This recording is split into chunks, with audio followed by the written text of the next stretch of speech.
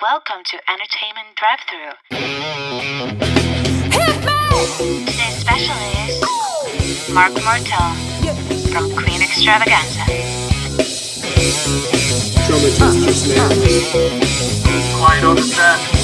Ladies and gentlemen, welcome to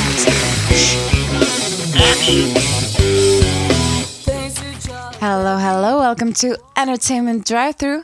I'm Anna, with me is my co-host Dan, and today we have a very special guest. He had an awesome band called Down Here, which had 10 albums and won multiple awards. However, now he has a new album out called The Impersonator. In fact, you may know him from singing the Queen classic Somebody to Love, which generated more than 6 million views and earned him a spot on the 2012 Queen Extravaganza tour. We're super excited to welcome, joining us via Skype, is the one, the only Marc Martel!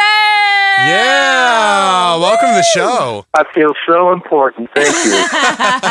How are you today? Oh, I'm great. It's a nice, cozy day at home here in Nashville. Excellent.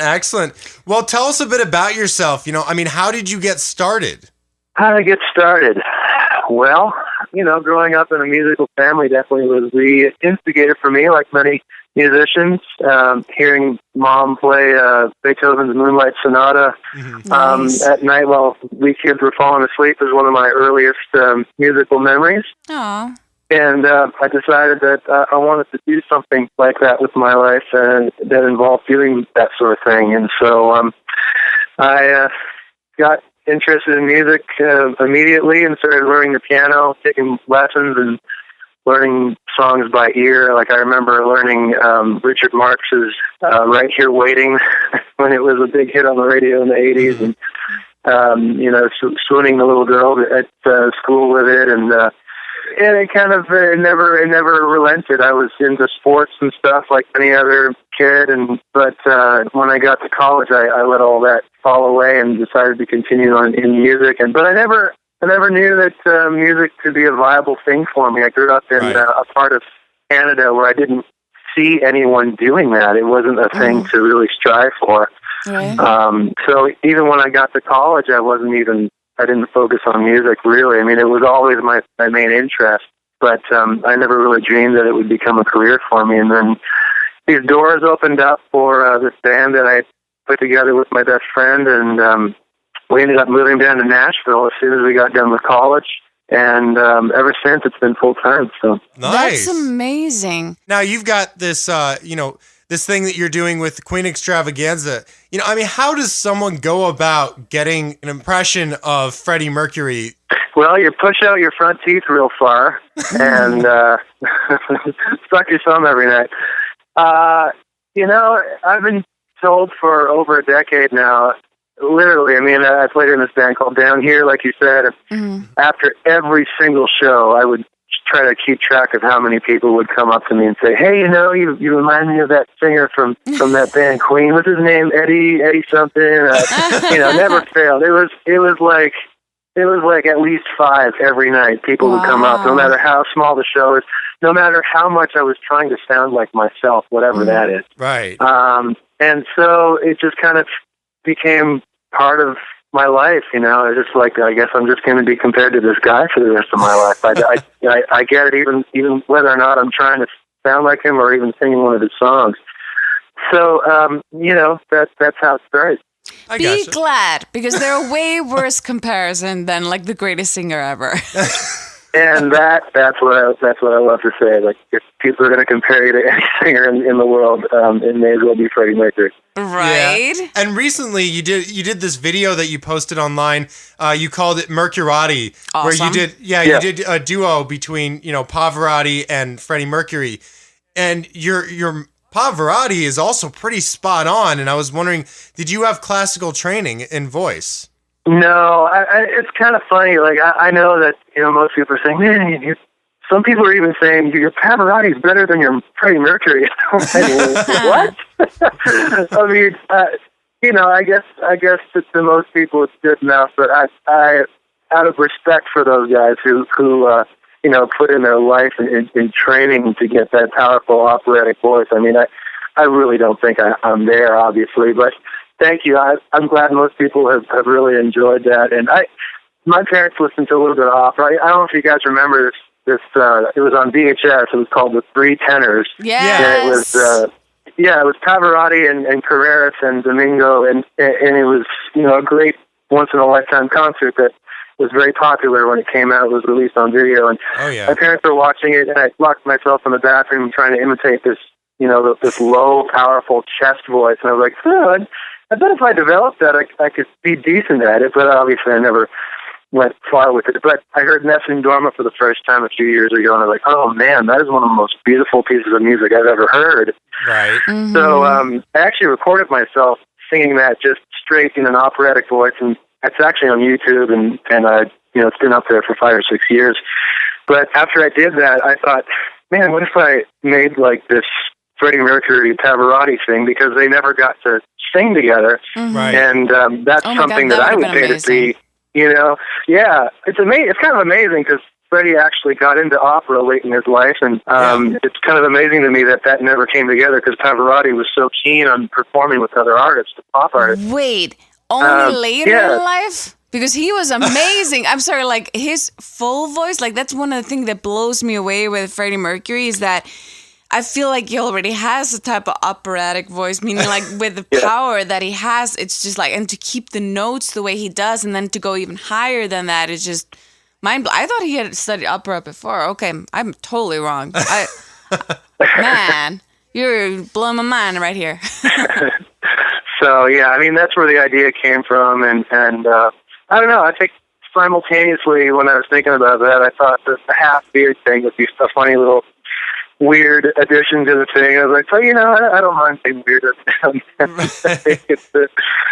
It works. I loved how like on one side you were completely Pavarotti, and then it turned to the other side and it was Mercury. Yeah, that's what he's just saying with the beard. So funny. I loved that.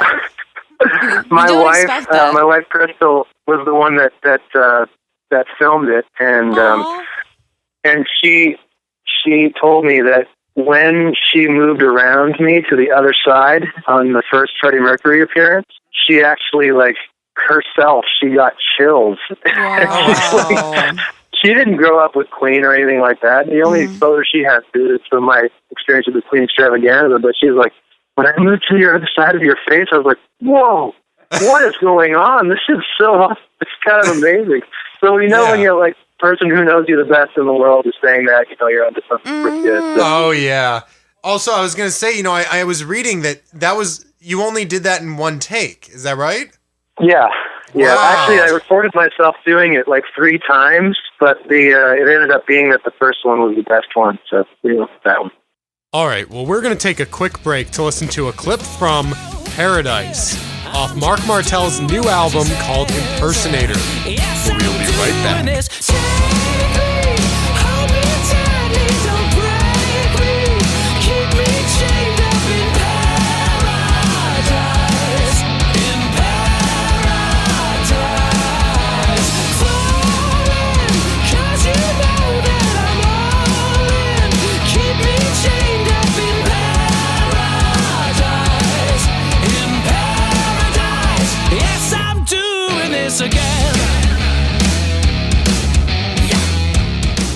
Now, I wanted to ask you, you've talked about some stuff that you've done. You talked about how you got started, but when was that exact moment that you decided that being a musician was exactly what you wanted to do?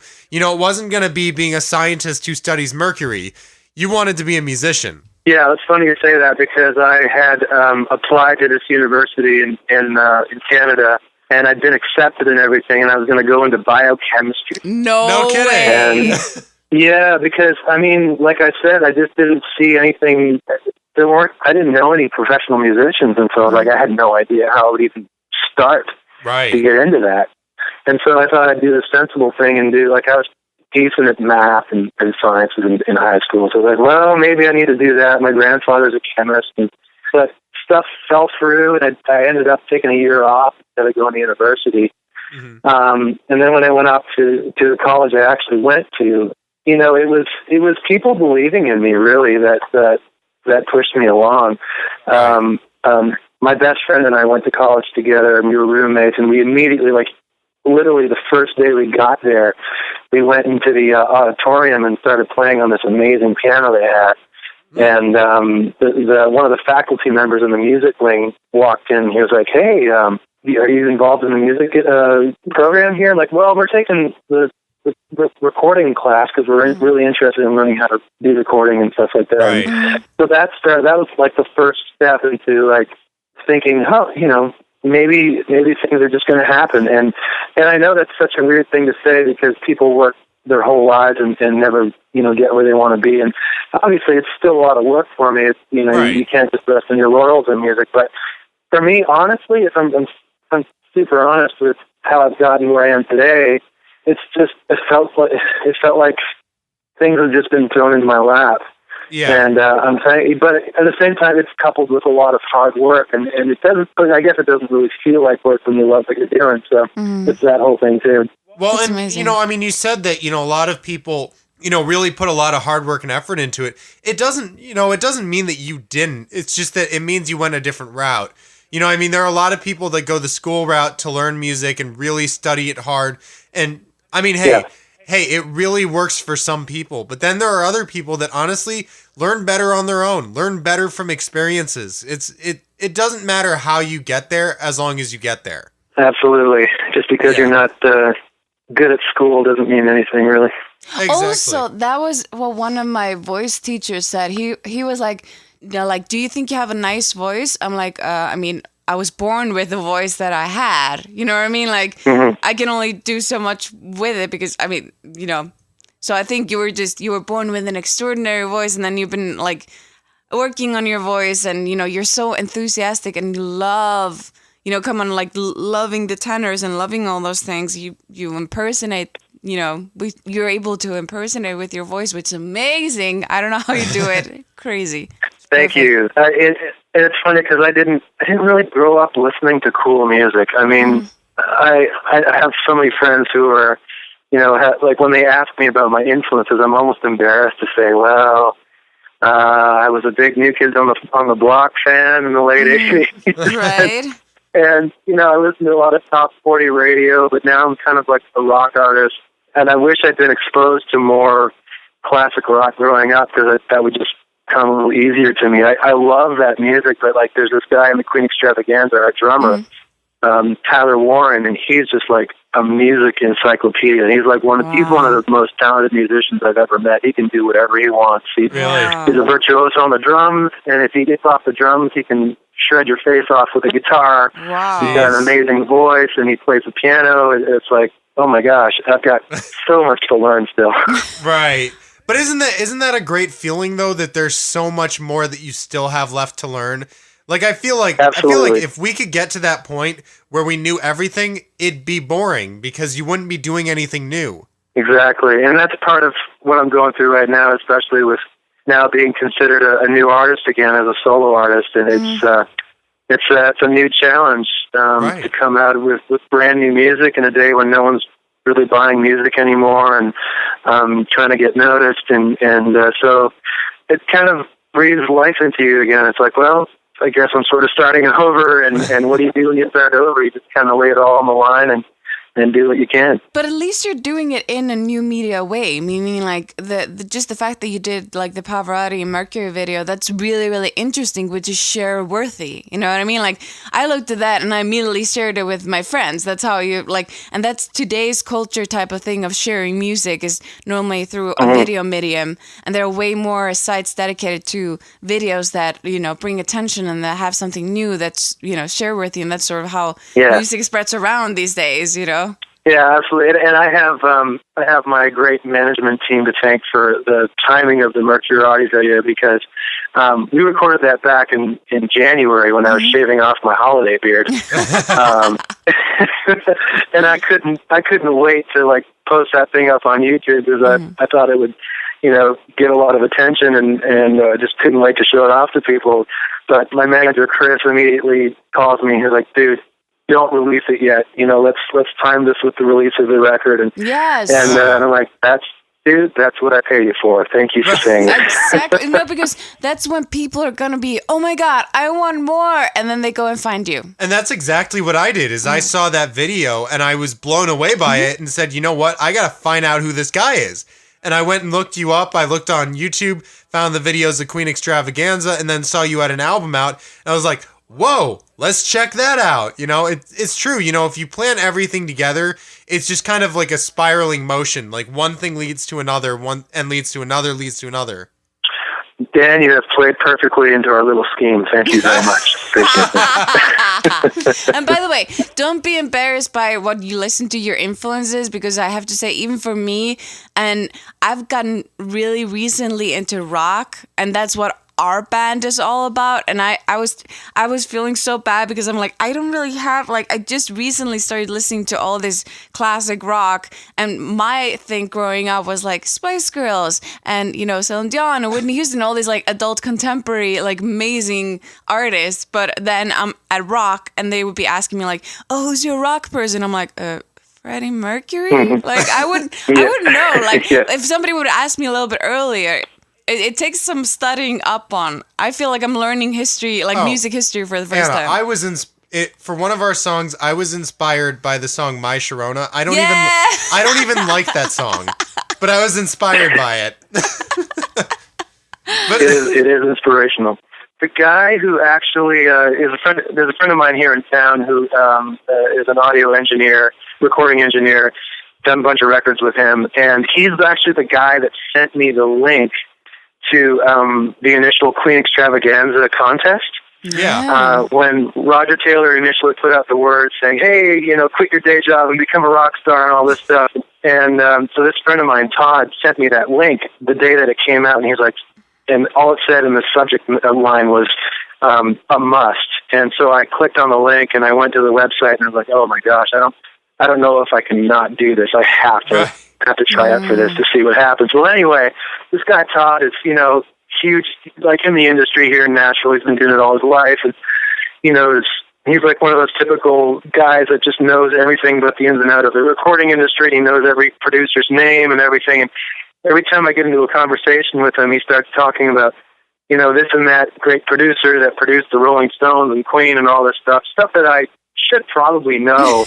I have to go, hey, hold on, Todd, I got to stop you right there. Those three names you just mentioned, I have no idea who they are. You just got to go, oh, Mark, you have so much to learn. So, you know, we all get to where we get on our own way somehow. I don't know. Yeah, and actually, you kind of started off what I was going to ask next. Is I was reading that you got handpicked by Brian May and Roger Taylor to be the singer of Queen Extravaganza. I mean, how was that experience? How did you get it? You know, and I mean, you kind of said it was a contest. You know, I mean, how did that whole thing go about? Yeah. Well, Roger Taylor had this idea to put together his own tribute band to his own band. You know, it's kind of an interesting idea. Yeah, exactly. Dan, let's do an Anna and the Bells tribute band. Yeah, before we even get out there. Yes, before we even get out there. Just.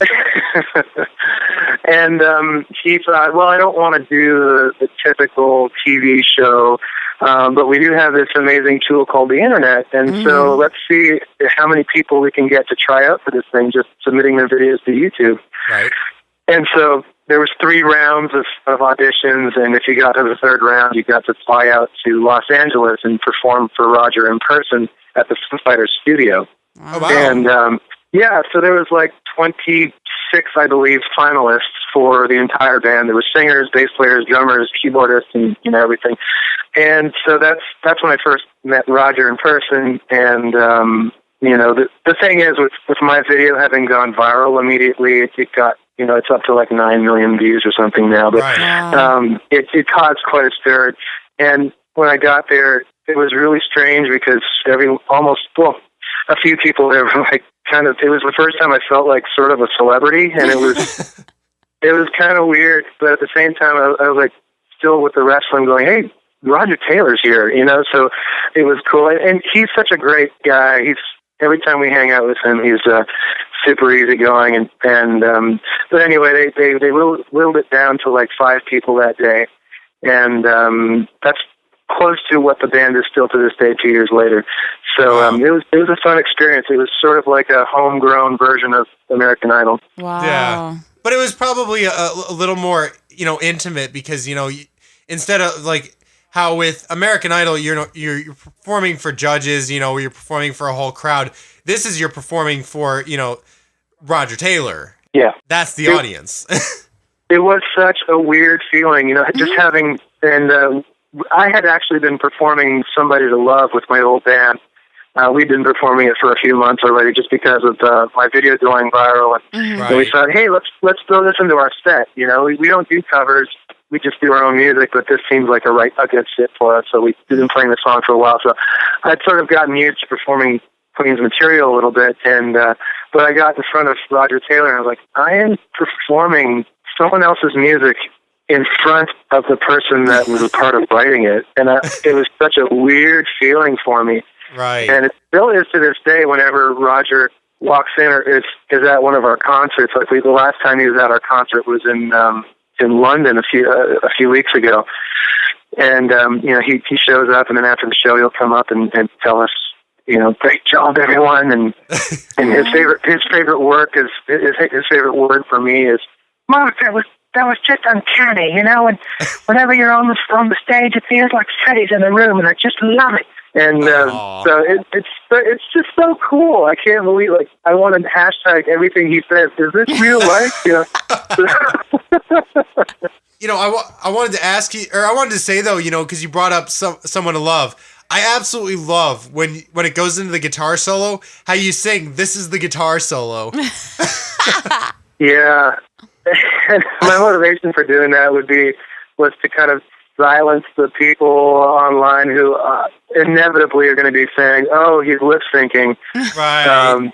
So I thought I'd throw in my own little taste there, and yeah, and every still to this day, every time we perform that song, I have to, restrain myself from saying, "This is a guitar solo." Yeah.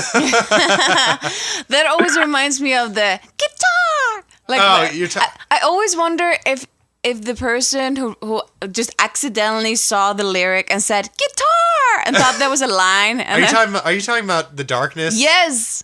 Ah. Oh, right. I believe in a thing called Love. Exactly. Yeah. And then he says guitar, and I'm like, was that just like he thought that was one of the words and just did that? That's so funny. That he could be like reading the lyric sheet as he's recording, and he just sees in parentheses guitar. Exactly. Meaning that's the guitar part, and he just goes, "Oh, hey, guitar!" May as well. It's on the sheet. Exactly. Kind of like Ron Burgundy reading everything that's on the teleprompter. Yes. I'm Ron Burgundy. Damn it! Who put a question mark? Oh, that's good. But I wanted to ask you, so far with everything that you've done to this point, what has been the biggest challenge that you've had to face? I think that's a great question. Probably the biggest challenge is, which is basically the theme of a lot of my solo album, is just maintaining my identity as simultaneously giving a nod to Freddie Mercury, since that's not something I'll ever be able to really separate myself from. But, like I said before, it's such a huge compliment anytime people compare me to him. But, being on stage and performing someone else's music, it's not something that I ever dreamed that I would be doing. Right. I'm a songwriter, obviously, and feel like I have a lot to offer there. But every night, the good thing is, and the thing that was kind of a deciding factor in me joining the Queen Extravaganza, was that Roger Taylor really didn't want us to be impersonators. He just wanted to get up there, play the music as best that we could, and the way that Queen want their music to be heard, and not try to be someone else. And so, but at the same time, Freddie Mercury left such a huge emptiness in the world of rock and roll for the last 20 years, and people still feel that. They miss him, and he's, such a huge person in rock and roll that people long to have that back. And when they can sort of get a glimpse of it in my performance, you kind of want to give a little bit of what people want from you on stage as an artist, because you're not up there just for yourself. And a lot of artists will say, hey, we don't do this for the crowd, for the fans. We do this because we're artists and we love music and we're expressing ourselves. And that's true to an extent. But at the same time, if you're not there giving something to your audience, you're wasting your time. So it's a constant struggle for me every night to maintain my identity, to let people know, hey, this is me singing someone else's song, but at the same time, I want to give you a little bit of what you're craving. So that's the fine line that I walk every night with the extravaganza, and it's probably one of the biggest challenges I have. But you know what, though? That's a great thing, though, that he would say that, that he doesn't want you to impersonate Freddie. He doesn't want you guys to try to sound identical to them, because that kind of gives you that opportunity to just give it your own flavor, give it your own taste, make it exactly what it is. It's a tribute band. It's not a copy band. It's just a tribute. Exactly. So it's like what Jack Black said. It's just a tribute, But at the same time, though, that's really cool. It opens up so many doors. You can try new things. Maybe there's something that Freddie didn't do that maybe you really like doing, and you could try that in there. Yeah, absolutely. Yeah, and the great thing is that Freddie Mercury, in his performances, he was notorious for changing melodies and being creative in the moment. And so people sort of expect that when you're singing Queen stuff, that you're not going to stick to the album version all the time. So that's a lot of fun to play with. By the way, kudos to that when you were doing the Mercury for the Pavarotti Mercury thing. Mercury. Yes, I loved how you went above like he normally does, because he normally he never stays in one tonality. He always goes a little bit above, and that makes it the Mercury way, You're like, yes, there's Mercury. See, I love that in the instrumental break, he did exactly what I knew Freddie Mercury would have done, where he just did the la da da da da da. Yes, da, da. I was sitting there going, dude, yes, that's exactly what he would have done. Yeah, and that was also a way to not be standing in front of the camera with nothing to do. Well, speaking of challenges, we actually have a new challenge for you today, because we are up to our segment, the Question of the Month.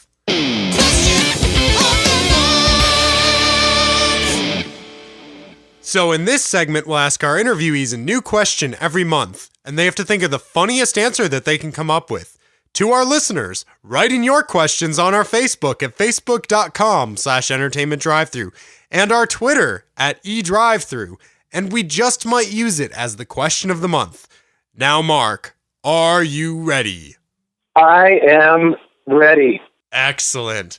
So question is, what is one of the funniest gifts that you've either given or received? Golden toilet. Golden toilet. Ooh. Yes. Now, did you get that or did you give that? I was a gift given to my band. Oh. Ooh. Is that a Freddie Mercury way? Is that a Queen way? Does the Queen have golden toilets?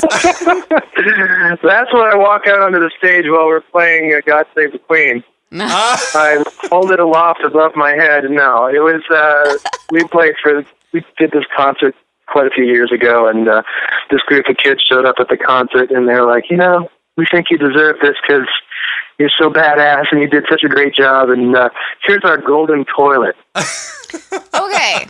We kind of scratched our heads, and we're like, well, I don't know if we have room in the trailer for that thing. That would be an awesome trailer toilet. Come on. Gold.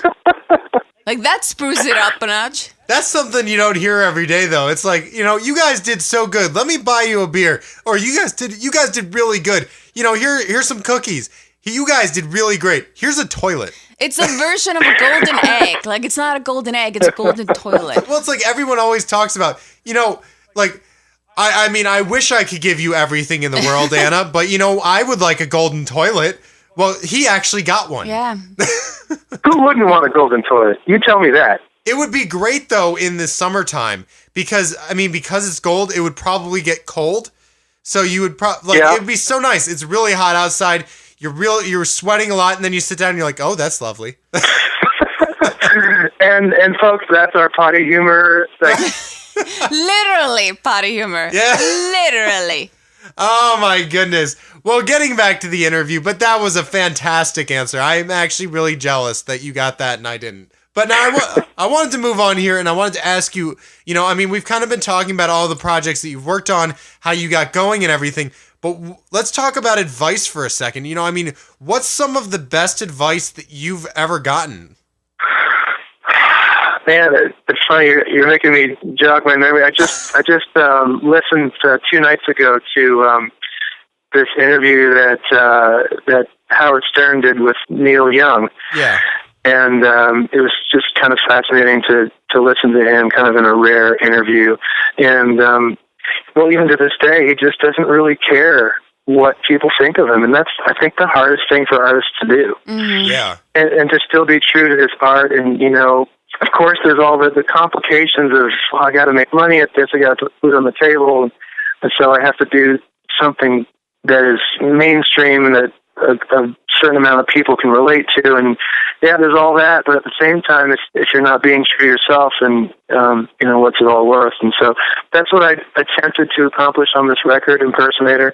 Even though with the irony is probably not lost on you in the title, but it's just the most important thing. It's people have expectations of artists, but an artist can't be truly an artist if they're pandering too much to other people. And so that's my part of my advice. There's so much advice you can give, but right. If I needed to boil it down to that, I mean, it's the old adage, it's nothing new, but being yourself is still the main thing, I think. Oh, yeah, and I think that's a really good point, though, about caring what people think, because, I mean, the truth is, and it really came out tremendously with the internet, and everyone getting that wonderful, lovely, anonymous opinion. Yeah. But, I mean, the thing is that, and I've seen posts so many times, and they're all titled, "Why You Will Never Make It." And it's always the same thing. You care too much about what people think.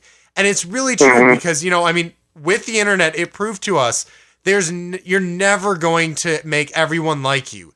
You're never going to, because people are always going to if you're making more money than someone, they're going to want to hate you. No matter what you do, no matter how good you are, they're going to want to find some reason why you're not good. And so because of that, if you're focused entirely on trying to please them, it's not going to happen. So you might as well just stick to your roots, stick to your guns, and say, you know what? I'm doing this because I think this is good. I know a lot of people will like it, and that makes me happy, I also feel that today we're sort of, like, the first thing that pops into our head is the negative. Like, we may be watching something that's spectacular and then make one error, and that's the thing that we remember most. It's horrible, but it's just a fact. Like, and I notice it even with the media and all this stuff. Like, they always focus on the negative. I'm like, you could have like an hour of positive thing, and then like one mistake, and that would be the one that would be pointing out. Well, but it's also like absolutely. It's like what Kyle C said when he came on our show. Is he was talking about the fact that like if someone were to go up to you on the street, like you were standing on the street and someone came up to you and said they were going to hand you $1 million for free, the first thing that you would think of is, what's the catch?